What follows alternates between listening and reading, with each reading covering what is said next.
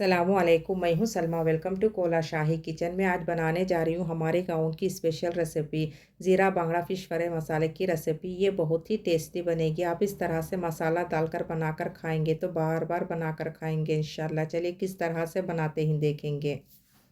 बिस्मिल्लाहिर्रहमानिर्रहीम। देखिए मैं लेकर हूँ बांगड़ा मच्छी। आप अच्छी तरह से वॉश करने के बाद मिनिमम 3 घंटे टाइम के लिए पानी ड्राई होने के लिए रख दीजिए। उसके बाद में इस तरह से कट कर लीजिए, मसाला अच्छी तरह से लगेगा।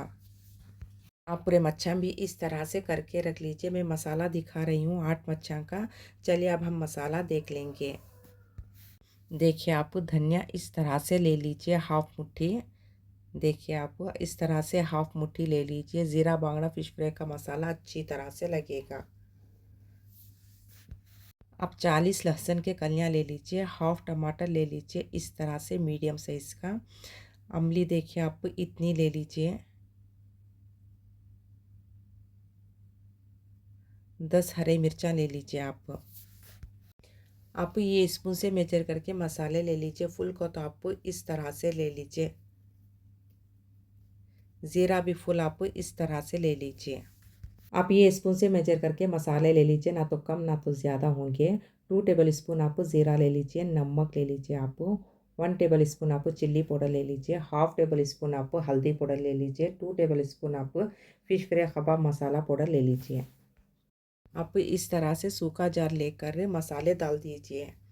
देखिए ये एक मुट्ठी फुल आप इस तरह से धनिया डालिए। 2 टेबल स्पून आप ज़ीरा डालिए। अमली डालिए। हाफ टमाटर डालिए। 40 लहसुन के कलियां डालिए। मेन आप यहाँ पर देखिए पानी थोड़ा भी मत डालिए, टमाटर में ही अच्छी तरह से बारीक हो जाएगा। चलिए अब हम इसे पीस लेंगे। देखिए आप इस तरह से पीस लीजिए। टमाटर में ही अच्छी तरह से बारीक हो जाएगा। पानी आप थोड़ा भी मत डालिए। देखिए 95% पीस लीजिए, 5% मोटा मोटा रहने दीजिए। ज़ीरा बांगड़ा फ़िश फ्राई का मसाला बहुत ही टेस्टी बनेगा। देखिए इस तरह से 5% मोटा मोटा रहने दीजिए।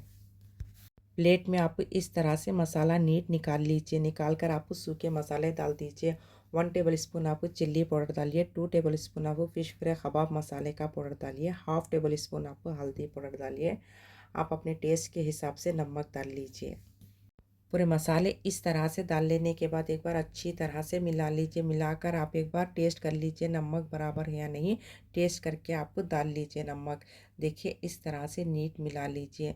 चलिए अब मच्छी को हम मसाला लगा लेंगे। इस तरह से मिला लेने के बाद मेन आप यहाँ पर देखिए मच्छी को मसाला ऊपर अच्छी तरह से लगाइए। देखिए कट्ठी ना उसमें अच्छी तरह से मसाला भरिए।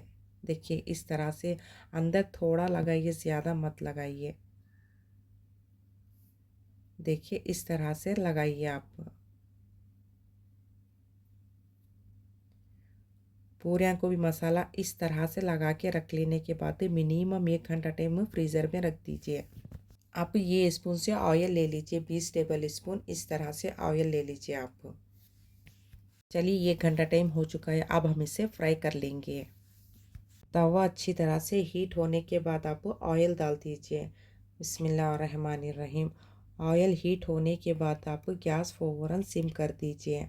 मेन आप यहाँ पर देखिए खाने के आधे घंटे टाइम अव्वल आप मच्छी को तल लीजिए, क्योंकि इसलिए आप एंड तक भी सिम आंच करके ही पकाना है। फुल आंच बिल्कुल भी मत कीजिए, मसाला बिल्कुल भी नहीं चलेगा। बिस्मिल्लाह। मच्छी को आप चिमटे की मदद से डालिए, हाथ से बिल्कुल भी मत डालिए, क्योंकि ऑयल बहुत ज़्यादा हीट होता है, इसलिए आप चिमटे से डालिए। आप इस तरह से 4 डालकर फ्राई कर लीजिए, अच्छी तरह से फ्राई होंगे। देखिए आप इस तरह से गोल्डन ब्राउन होने के बाद फ़ौरन पलटा दीजिए।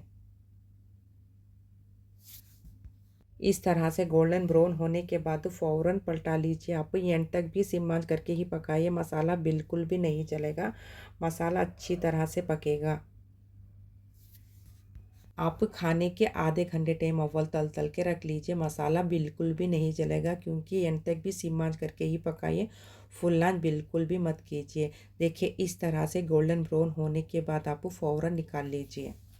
निकाल कर आप टिश्यू पेपर में रख लीजिए, ऑयल अच्छी तरह से ड्राई हो जाएगा। चलिए अब हम इसे सर्व कर लेंगे।